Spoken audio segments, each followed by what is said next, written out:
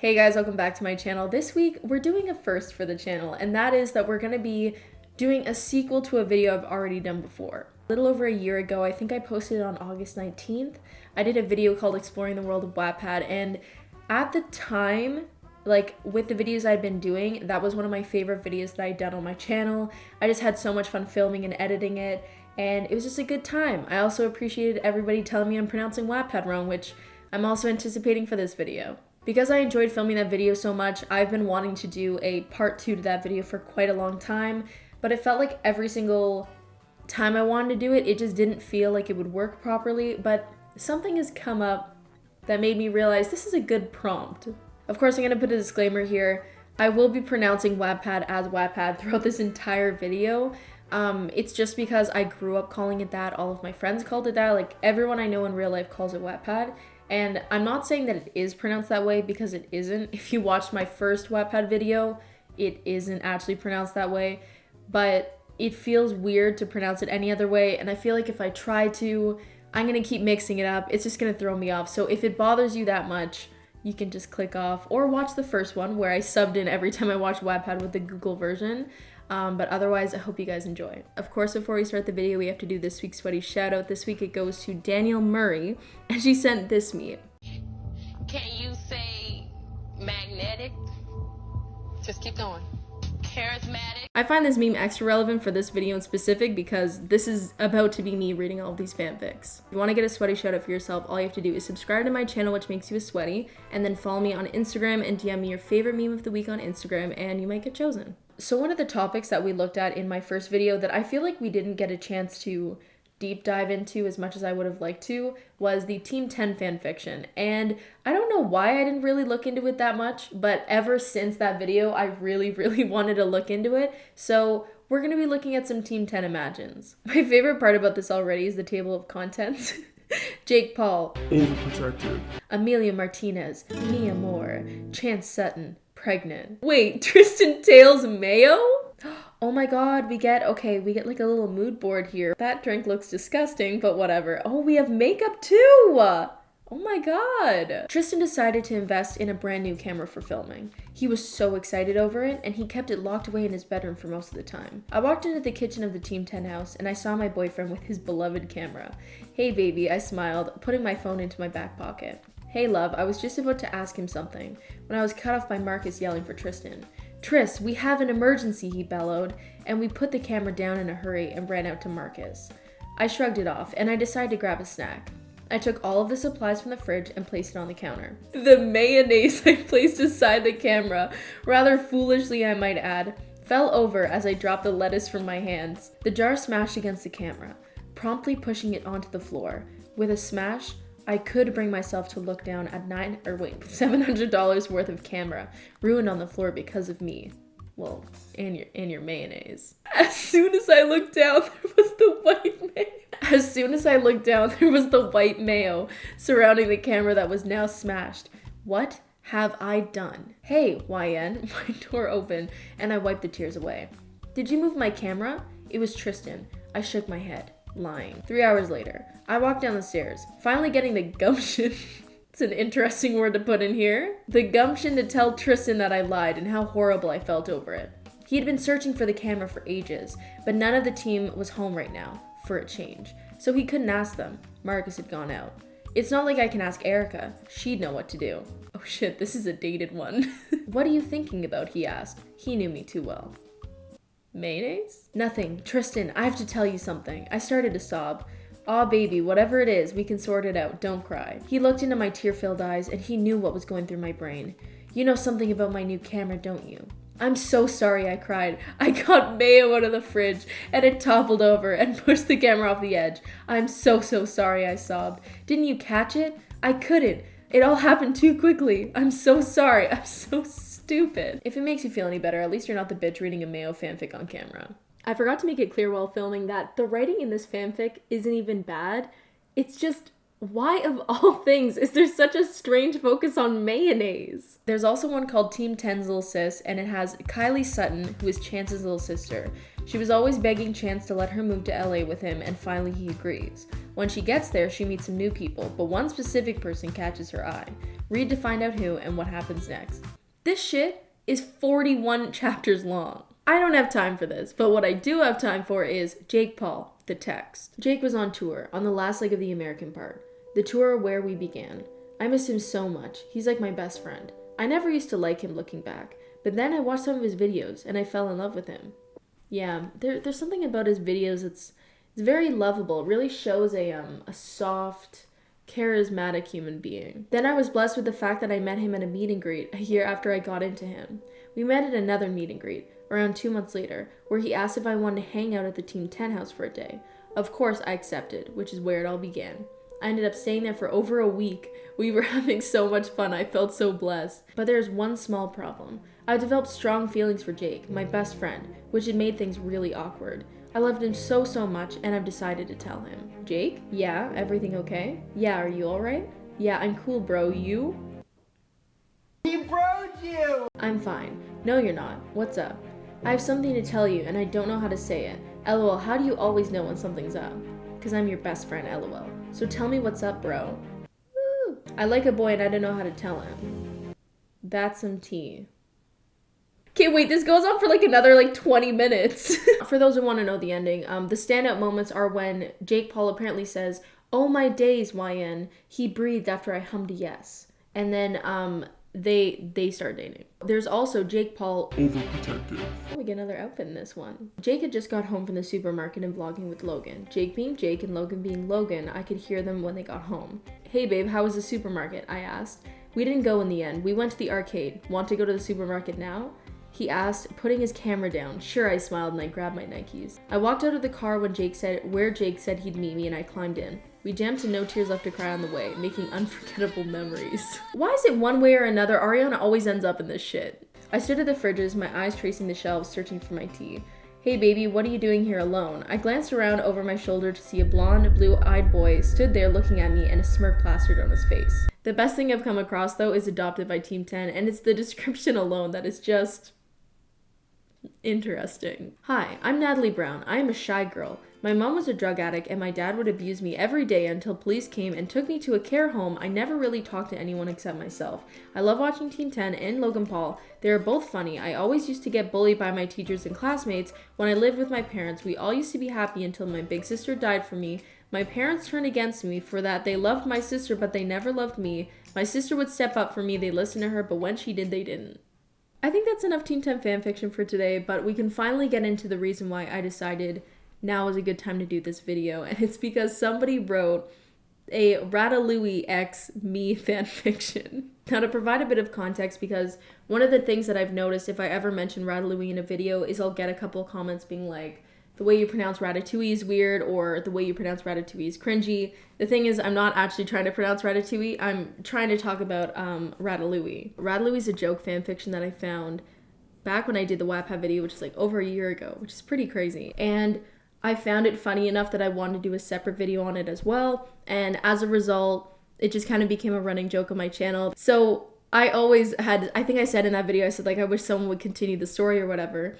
And so somebody did, and it stars me. I've actually been getting this fanfiction sent to me through DMs on Twitter or Instagram for a couple months now, because I think people were looking for Ratalouis and then they found this and then realized why haven't you reacted to it yet? And every time that I get a message on it, I was like, I want to react to it, but I just don't know how. I just felt like the video would be too short, but I feel like this is the perfect format to do it in. So I'm very excited to be showing you guys Forbidden Love, a Casey x Ratalouis fanfiction. Also, I can't not mention this. The photo chosen for my cover is also my icon on YouTube. It's been my icon, I think, for over a year now, well over a year. It blows my mind that not a single person has mentioned how bad the fake tan on my arm is in that photo. My hand is literally as white as paper in this photo. Nonetheless, I love the cover. 10 out of 10 content. So the description says, what happens when Casey feels jealousy towards her ex-partner and his partner? Would they ever get back together? Who knows? I also love that this is ranked number 912 in crack. The first chapter is called Jealousy. Casey's POV. This is so weird. I hate that stupid rat-looking stinky-ass crab. The way she speaks makes me want to vomit. Her fake smile and everything. I envy her. I need to get a Louis back to me. I think she meant I need to get Ratalouis back to me. I miss his scruffy, rough fur, his smile. I love him to the earth, to his dog's coffin. I love his dance moves. The way he boogies makes me want to be forever young. I need him back now. But how? I say, tapping my chin. I sat in my bed, my blanket, my covers ruffled to the end of the bed. I snap out of my thoughts and go back to checking the timeline on my phone. Oh my god, people have actually commented on it. The next chapter is called Extra Jealous. Ratalouis scampered to Eleanor, his breaths coming more and more shaky. What's wrong, BB? She asked, confused. It's Casey. Her eyes widened in shock as soon as they words slipped out of his mouth. You gotta be kidding me. She was shaking in her pink boots with a matching fedora. Her fedora sparkled in the sunlight. Would this risk our relationship, baby? She asked as a single tear rolls down her fuzzy cheek. Kind of, he said in a low voice, very different from his usual tone.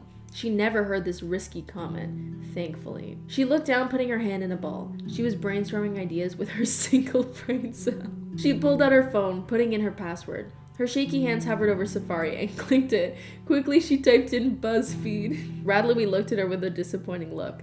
A couple of minutes go past her brainstorming ideas. She clicks on a certain article. How to Protect Your Man, authorized by someone called Gimme Them Legs 13. He smiled, hoping it would work. The next chapter is called Cheater, which means some shit might go down. Casey Louie, I guess my name's not Casey anymore, looked around the supermarket, seeking to find that last bottle of Volvic strawberry water. How it reminded of a summer afternoon. How it tastes like her primary school's jelly. She couldn't find the bottle. Of a total of 10 minutes of trying, she sighed and gave up, until she laid her eyes on two certain rats. They were giggling with each other and playing around. She later realized it was Ratalouis. If she had to be honest, she kind of felt bad. Yesterday, Ratalouis cheated on Eleanor. What? Yesterday, Ratalouis cheated on Eleanor with her. They went on a private date? Eleanor completely being blind to this fact? Oh my god! Casey Louie, what are you doing? She realized she'd been staring for a bit, and she continued on with her day. Ratalouis rushed to Casey's house. Casey invited him over for a talk. Just a talk, nothing else. He knocked on the door loudly. Ding dong. How do you knock and ding dong? Ratalouis was pretty much a sweating mess right now, sweat dripping from his furry head drenching his fur. She raised her eyebrows, then suddenly nodded, guiding him to a bathroom. She rushed to go get a towel that came back to the bathroom. She placed it in his tiny paws. He placed the towel down and jumped in the shower. He later came out of the shower and rushed to Casey's room, his blue orbs sparkling in the dim light. He dried off in there. Casey later came in, pecking... Oh no. Suddenly, they got startled by the doorbell. Casey went to the door, peeking through it. Her mouth was agape when she saw who was there. Eleanor. Her heart dropped at the sight of her. She stood there on her phone texting someone. She ran back to the bedroom where Ratalouis lay there confused. He raised his eyebrow. Eleanor is fucking there, she mouthed. Ratalouis' eyes widened. He rushed to the door, checking for himself. For fuck's sake, he muttered. He opened the door, rubbing the back of his neck, anxious. Hey babe, what are you doing here? He said calmly. What the fuck do you think? She screamed, a couple people eyeing them in confusion. You're cheating on me, she said, slapping him in the puss. What's a puss? A rat came along. He had brown hair, kind of long. He had a Rolex on and a Gucci robe. He had his hand on his hip, having a sassy look on his look. What's happening here, he said, raising an eyebrow at the pair fighting. This man whore is cheating on me, she shouted, enraged. Maybe you weren't good enough, he muttered. What? Huh? Did you say something, hippie? Nothing at all, he said, skipping along like nothing happened. All right, Eleanor said. She snapped her head back at Ratalouis, who had his head down. Suddenly, she stormed in the apartment, looking for Casey. She went to the bedroom where Casey was, looking at her. She dragged her by the head, going towards the balcony, the busy road right in front of them. Please don't, she whimpered, her glossy eyes staring into her angered ones.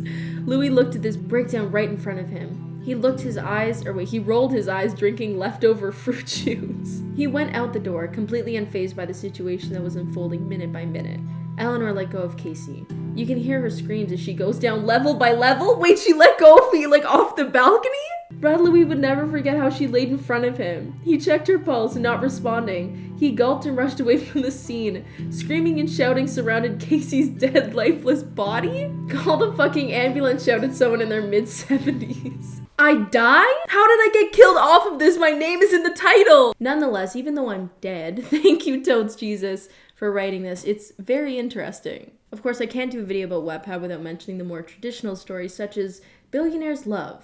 You're going to listen and do as I say. She cuts him off. You do not own me, so you have no right to order me around. He looked at her with a grin. Actually, I'm your boss, so if you don't listen to me, I'm going to fire you and make sure you don't get a job anywhere. She knew better than to actually open her mouth. Alexander DeLucas is known to be ruthless, arrogant, and heartless billionaire having girls after girls. To him, love is just a foolish feeling that makes someone weak, and he believes he's never going to fall in love. Ever. Sierra Blooms is an innocent and simple girl who used to be a nobody in high school, and we cannot say that much has changed. She is still a simple girl who is waiting for the perfect guy who will cherish her. But what will happen when these two meet? Fireworks? So this is basically 50 Shades of Grey? There's also one called The Cop Next Door. Stop it, Dax. I wouldn't meet his eyes. I couldn't. His hot breath trailed up my neck, his soft lips ghosting over the exposed flesh. He chuckled when my back arched involuntarily. My cheeks, oh, this is smut. This is smut in the description. What? If you don't stop, you'll what? He interrupted, smirking against my jawline. Call the police? Of course, Wattpad wouldn't be Wattpad if they didn't have Thomas the Tank Engine x Angelina Ballerina fanfiction. I wish I was joking. Angelina is a mouse. Thomas is a train. Can they ever be? In short, no! Angelina scurried along the railway tracks. She didn't know where she was. She was a lost, scared, disorientated little white mouse in a ballerina dress. She heard a roar behind her and scurried faster. Suddenly, a brilliant blue tank engine rolled behind her. Eek! Angelina yelped, preparing for the impending, her furry little life coming to an end. She curled up into a ball, keeping her tail close to her. But it didn't happen, and the roaring stopped. Are you all right? Inquired a voice. Angelina stuck her little head out of the ball to see a kind blue face staring up at her. Yeah, I'm fine, she replied. Why don't you hop on my nose and I'll take you back to the station where you'll be safe there, my little ballerina. What the fuck? My mother told me not to talk to strangers, Angelina yelled. I assume that also goes for talking trains. Let's make this simple. I have a gun? You will get on me, this engine threatened? Huh, seems legit, Angelina voiced, clambering onto his nose. To the station, yelled the engine, blowing back all of Angelina's fur. I'm Thomas, by the way. Angelina Ballerina. This fanfiction is about how Thomas the Tank Engine kidnaps Angelina Ballerina. I don't want to read any more of that. There's also Shrek smut on here where Shrek impregnates some random girl and she has to track him down while he's running away to let him know that he has a child. Obviously the last couple stories I've shown you guys they're pretty weird. It's weird shit. But there is one story in specific that is the most cursed shit on this website, hands down, and it's called Lightning McQueen x Thomas the Tank. Lightning McQueen x Thomas the Tank. I can't even begin to tell you how much physical pain I'm about to put myself through by reading this out loud. Michael was hot. Oh, Monty. Michael was the only person that lightning would let top him. Michael's exhaust was deep in lightning? What the fuck? No, I don't like this. Lightning had never felt pleasure like this before, and from a car he had just met a few hours ago. Fuck. I'm done.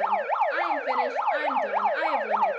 I would say I hope you guys enjoyed this video, but let's be honest with ourselves here. Absolutely nobody enjoyed this, and I definitely didn't either. If you found me squirming in discomfort entertaining, feel free to give the video a like and subscribe to the channel. If you want to follow me outside of YouTube, you can follow me on Instagram and Twitter, which are both Aonso, and otherwise, I will see you guys in the next one, and I promise the next one won't be so fucking weird. Okay, wait, I'm not done yet. I forgot to mention my Music Mondays while filming again, but basically, if any of you guys missed my Music Monday series on YouTube, I've now moved it to my Instagram story, so basically every Monday, which means tomorrow, I'm gonna be posting my favorite songs of the week.